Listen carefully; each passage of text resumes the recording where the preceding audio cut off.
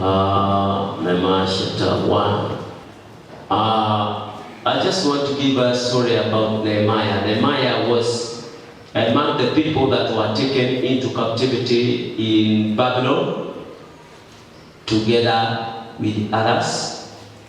And when he was there, he inquired about Jerusalem. He met his cousins and other relatives. He inquired about Jerusalem, and he was told Jerusalem is in ruins. It has been completely burned out. The gates have been burned out, and the remnants in Judah are in terrible condition. They are in trouble. So when he heard about that, then that's where we pick from verse 4. When he received that information, the Bible says in verse 4, when I heard these things, what are the things? The bad things about what had happened in Jerusalem. The Bible says, I sat down and wept for some days, not one day, but for some days. I mourned and fasted and prayed before the Lord God of heaven. I've been talking about this servant of God. Anytime they are confronted by problems, anytime they are in trouble, they know where to go. I was talking about King Jehoshaphat. When he was confronted by 3 nations coming to crush a small nation called Judah,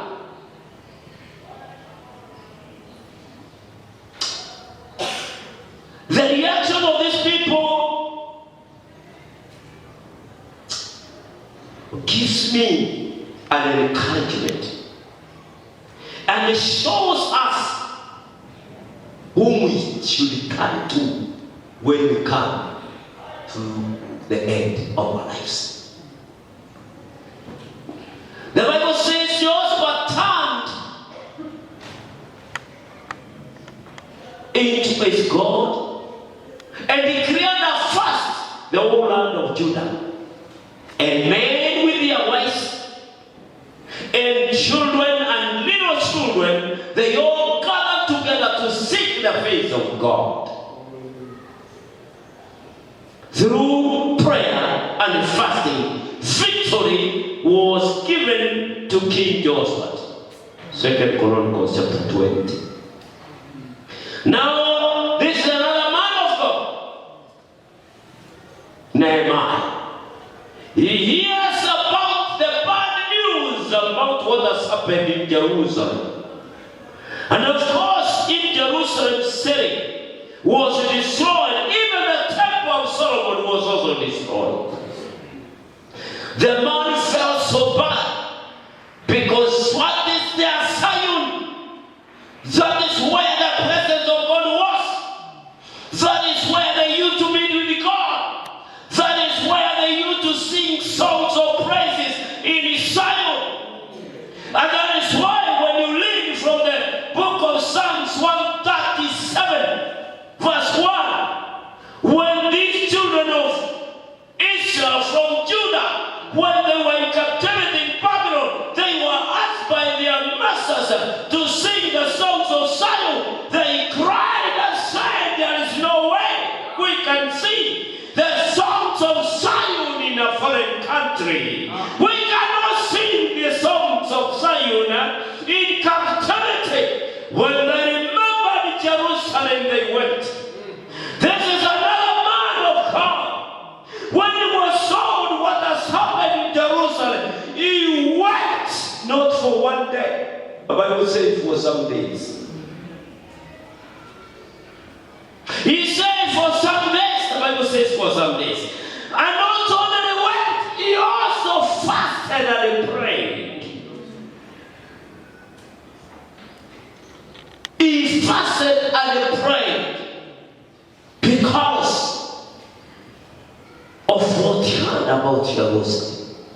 Because he knew where they used to meet with their God and they celebrate the presence of God. Hallelujah. And this man prayed and prayed, O God of heaven. Then he said, Oh, Lord God of heaven,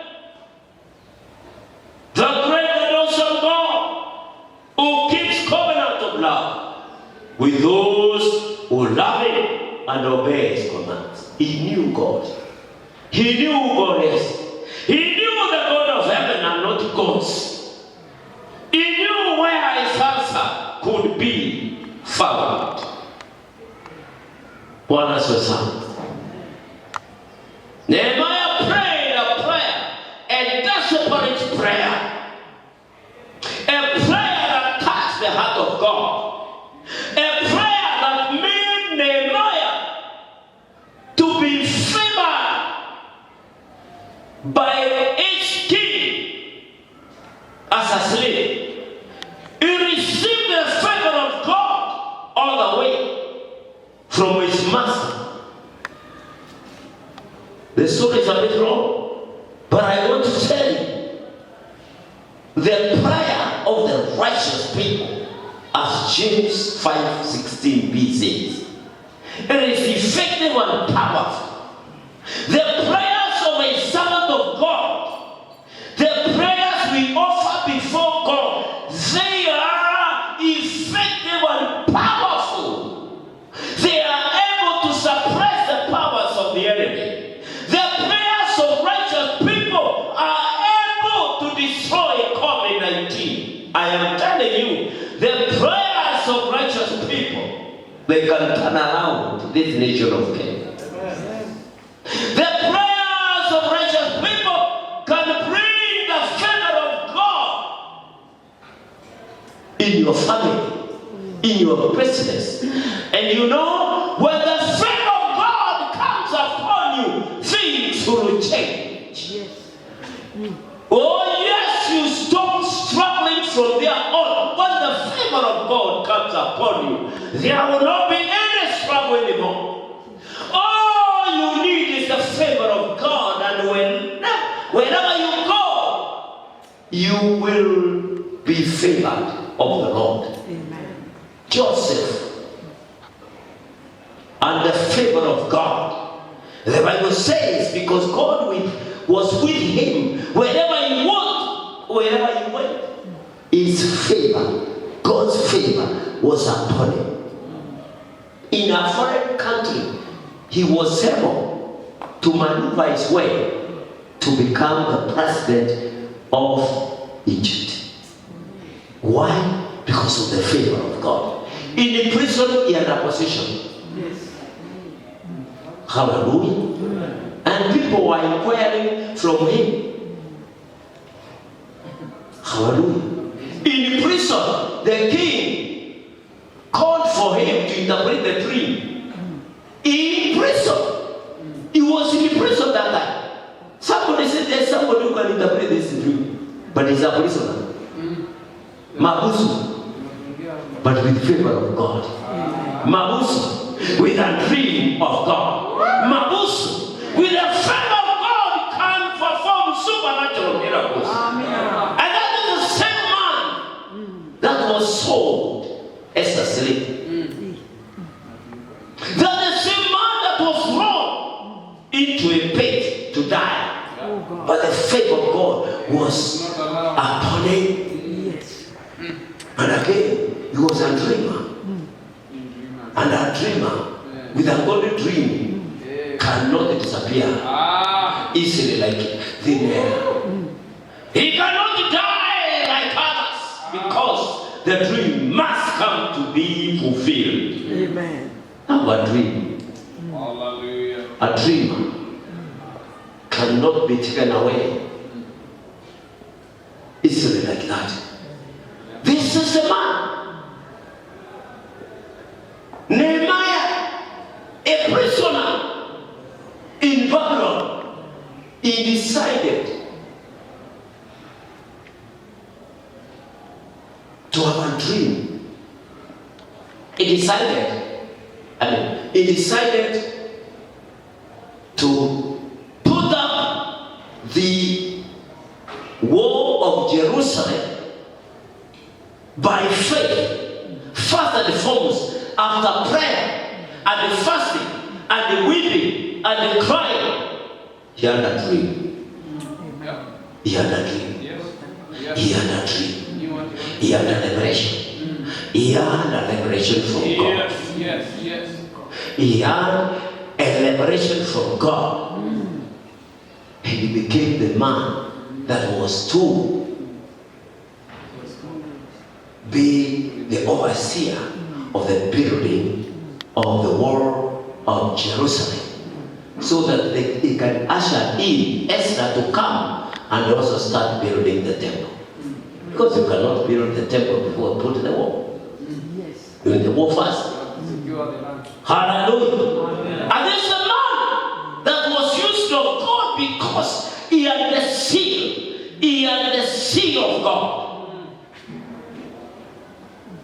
And God's favor was upon Nehemiah. What did he do?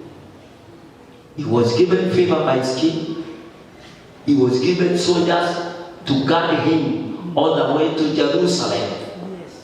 And he was given an express letter so that he is not attacked by other people. And other kings should, because of course they were all under the same empire. So they were, the king give Nehemiah a letter whereby other people would obey that letter and give him facilities that he needed. To cut the long story short, let me say this. Finally, he came to Jerusalem and he went around the city, he went around the gates, and he saw they were abandoned. Oh, the place was completely devastated. Hallelujah. What did he do? He gathered the remnants, the people that were left there. And my message today is unity. United for a purpose. He united people. United for a purpose. United for a common purpose. That is my express topic. United for a common purpose. United for a common purpose. Say united. For a common purpose. Yes. In God, the remnants who were completely poor, hopeless in life, but he governed them and he encouraged them and he told them, don't you see where we are? Don't you see the trouble we are in? Don't you see this kind of ruins that are surrounding us and the debris and everything else? But you see, they were so poor. Because, why were they poor? Because everything was taken away by Nebuchadnezzar. He had taken everything. The resources of Judah, the people that were prominent in Judah were taken into captivity. The people that were left there were just hopeless people. But I want to tell you, with God, all things are possible. Hallelujah. And there is no one who is hopeless before the Lord. As long as God is in you, you are not hopeless. Amen. You are hopeful. You are not useless. You are useful. Hata mtu akikwambia wewe bure, kataa. Ukiwa na Mungu hakuna kuwa bure. Praise God. Na hakuna mtu bure. Amen. Hata mlevi sio bure. Anaweza kutumia kama example. Usilewe kama nani. Hata mlevi si bure. Sio anatumia kama example. Usilewe kama nani wa nani. Hello.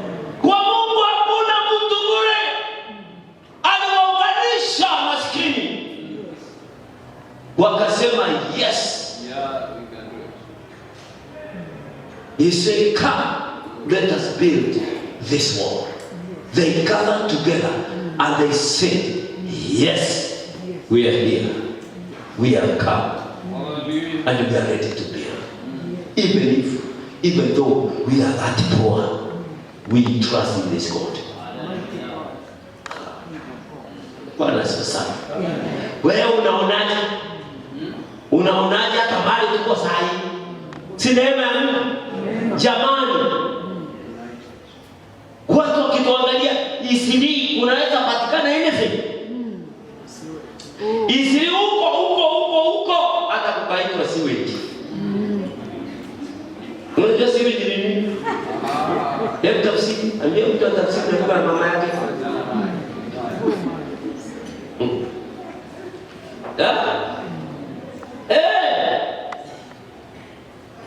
But with God's favor,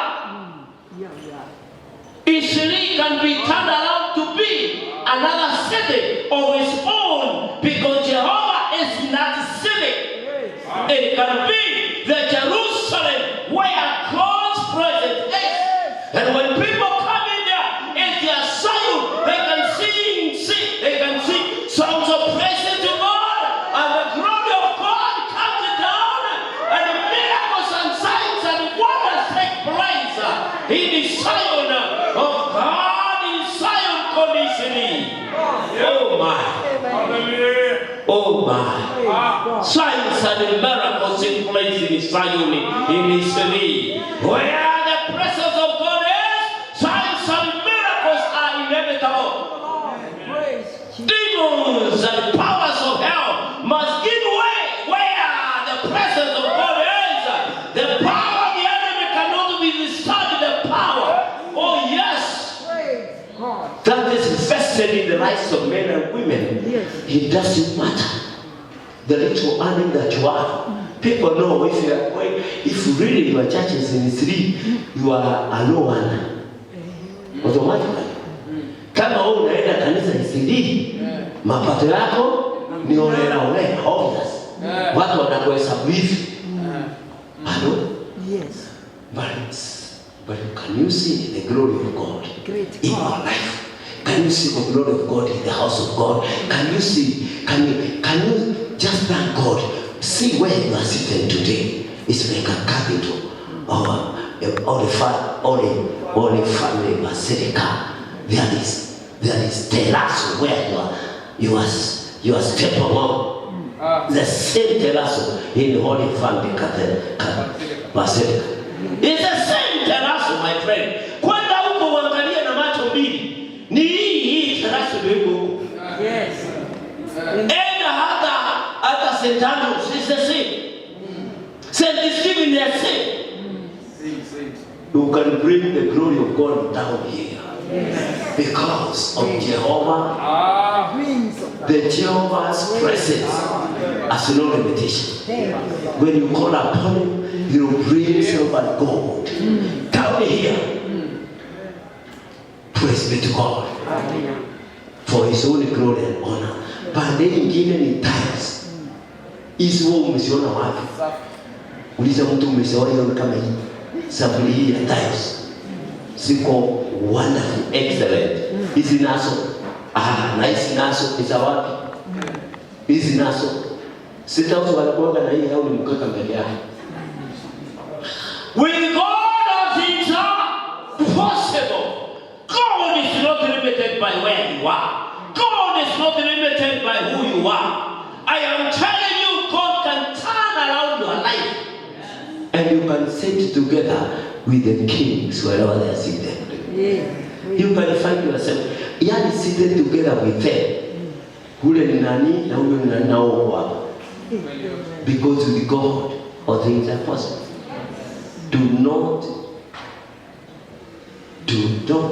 undermine yourself. Do not think that you are useless. You are useful. Do not think that you are good for nothing. You are good for something. Amen. And it's something good in the kingdom of God. You are good for something good in the kingdom of God, in the house of God. And that's why you're born again. He gives you free entry to His kingdom. Praise God. Hallelujah.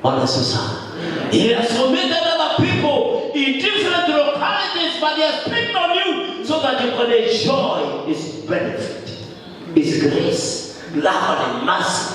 You are a Father you can call on to when you have problems. You have somebody you can lean on to. Yes. Wale wengine wanategemea watu, but you have a Father you can lean on to. Yes. Hello? Others that you know have, wanategemea so and so, wanategemea nani? Anachoka nao. Anasema waambie siko. Anasema nasikia kama ni anaongea. Anakuambia sio yeye, ni ndugu yake.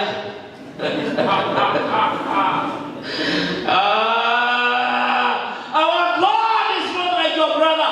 Our God is not like your sister. Our God is not like your managing director. Hey, He is a faithful God. When you call on Him, He hears and answers you. You can lean on Him. You can depend on Him. You can rely on Him. He is reliable. He is dependable. He is faithful. Praise be to God. Oh yes. Yes. You can lean on Him.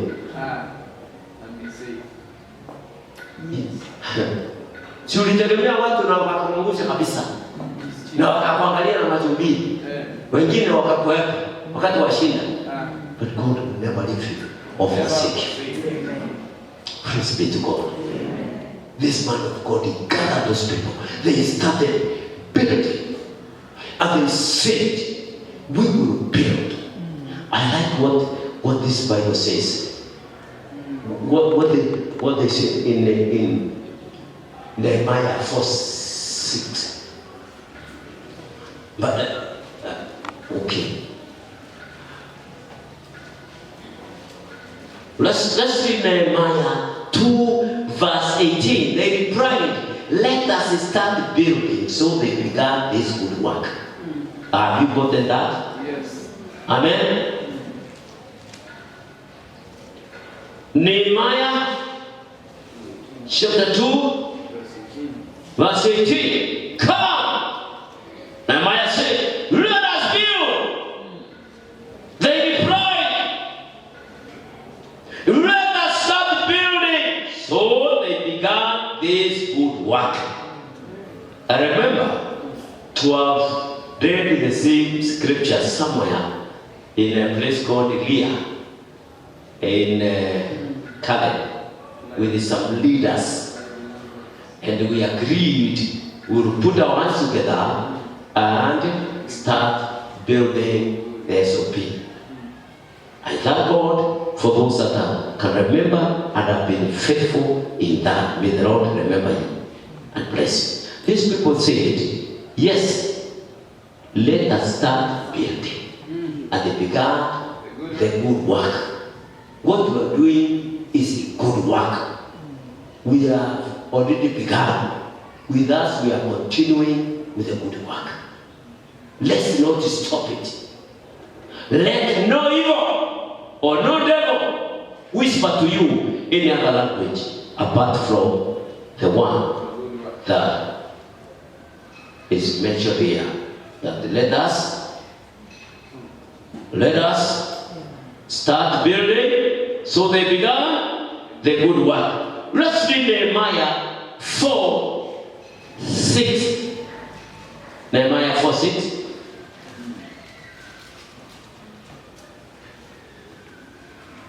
Na kupatia futi na mwiko, sababu sina time ya kukuwekea kwa sahani kule na kijiko. I'm giving you from na kufidi na mwiko kidogo kidogo, from sufuria direct, so that when time comes nitakuwekea kwa chakula because of time. Unaelewa hivyo? Mwecha onjesha chakula kutoka kwa sufuria na mwiko, wewe unapewa wadu. Unachukua wadu from mwiko Simepandiwa hiyo na mama yako, unajifanya aje? Kama unaelewa hiyo. Si mama yako alikuwa anakutolea hii. kabla fundi jaiba na kutolea na mwiko na kupatia ndizi. Kabla hajatoka uwaru au kanyama unakulana. Maana umelilia fundi sana. Kwani unasahau? Ingekata na unalia na ukabu unajua ni nyama, unalia upewe kanyama. Mama anakutolea na mwiko na kupatia hivi, na kutolea na mwiko leo kupatia kanyama. Kulanga hiyo. Watoto unania kwa sahani baadaye. Amina. Hello. Amen. So, are we there? Nehemiah chapter number 4 verse 6. Quickly, let's read that one. So, we rebuilt because it was built. The one read means it was there before, but now they are redoing it. What was destroyed. So we rebuilt the wall till all of it reached a half its height. For the people worked with all their heart. I like that. Hallelujah. For the people worked with all their heart. I think that's a message that the first speaker this morning was giving us. Loving God with all your heart. Working for God with all your heart. United for a common purpose. People were you. Hakukuwa na goigoi. Unajua kama hiyo Kiswahili? Yes. Anaitwa goigoi bado hoi. Zote mbili ni zao. Kwa nafikiria moja ni manake. Hakukuwa na mtu olela. Hakukuwa na mali ya watu. Hakukuwa na watu ambao hawakuhusika. Isipo hawakuwa na pesa vile, lakini walijitolea mwanga to do the work of the Lord with their whole heart. That's why the wall was built to have them at that time, because the people worked with their whole heart. What gives people success is working together with their whole heart. If we are united to bring this structure up with our whole heart, it will go up. United for a common purpose, it will go up. Why? Not because we have a lot of money, but because we are united together and we are purposing to do the work of the Lord with our whole heart. God gives us some shillings and coins and what have you, and you see things happening. Hello? It is not the much that you are, it is the heart condition, the motive of the heart, the willingness of the heart, the wholeness of the heart. And no wonder Jesus said, love the Lord your God with all your heart, with all your soul, with all your mind, and with all your strength. Strength representing your resources, your money. Hey, love the Lord with all your heart. Bwana Susana. People were prepared and they worked with all their heart, and the wall was within a short while was halfway built. And let me tell you, in 52 days, let's read them. In 52 days, how long?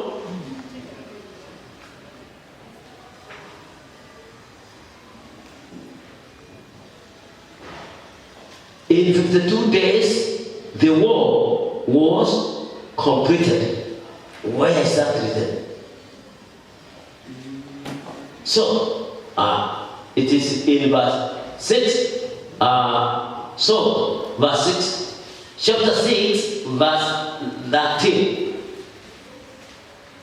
Chapter 6, verse 13. So the war was completed on the 25th of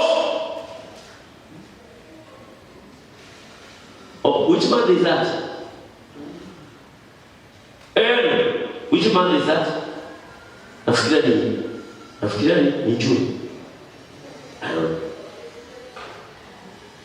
So the war was completed on the 25th of the month of Elul. Kuna month of Elul, month of Nisan, in 52 days.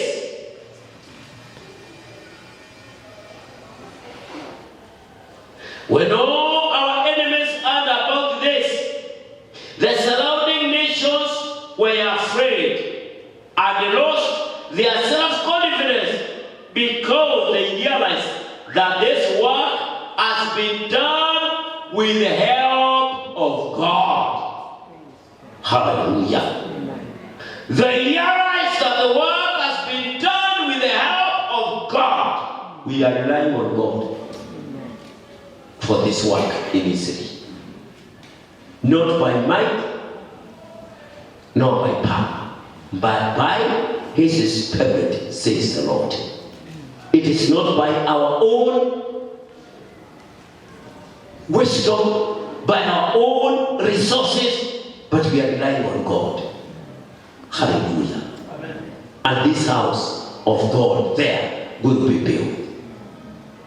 This house has been built. Nobody takes the credit. Hallelujah. The credit goes to God. Whatever we have done, may the Lord be glorified. Bwana sana.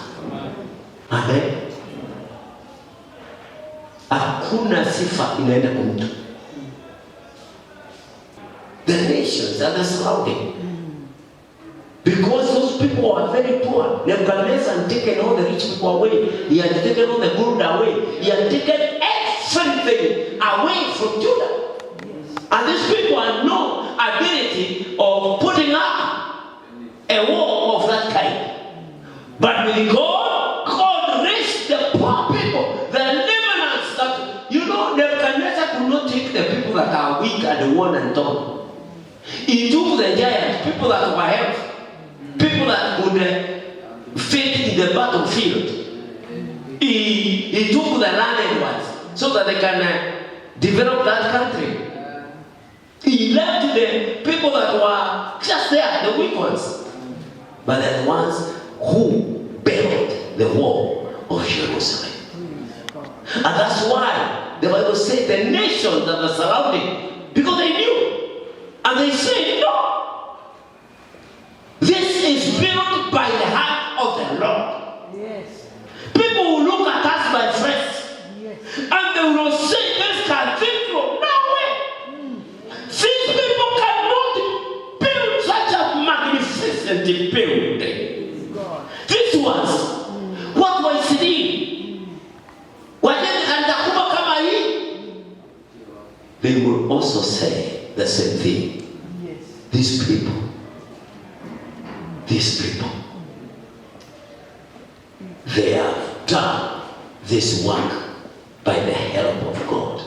And indeed, it is God's favor that we need to raise the structure up. Amen. We need the favor of God. We need the presence of God to be with us. They did it and they said it. Hallelujah. Even the enemies that had confidence, they had the self-confidence that nothing can happen. No wonder Sanballat and Tobias were very sure that they cannot make it. And they discouraged them and told them, what you are doing here, even at first, can knock it down. What kind of war is this? But let me tell you, with all the discouragement and opposing powers, the wall of Jerusalem was built. That's why I have confidence that this church will be built. We are now launching a new system. And this new system we're launching is just another method of raising 5 million within 3 months. Is it possible? With God, all things are possible. Are there remnants of God in the house of God? Yes, we have remnants that believe in God. And if they believe in God, then they are able to raise the structure for the Lord.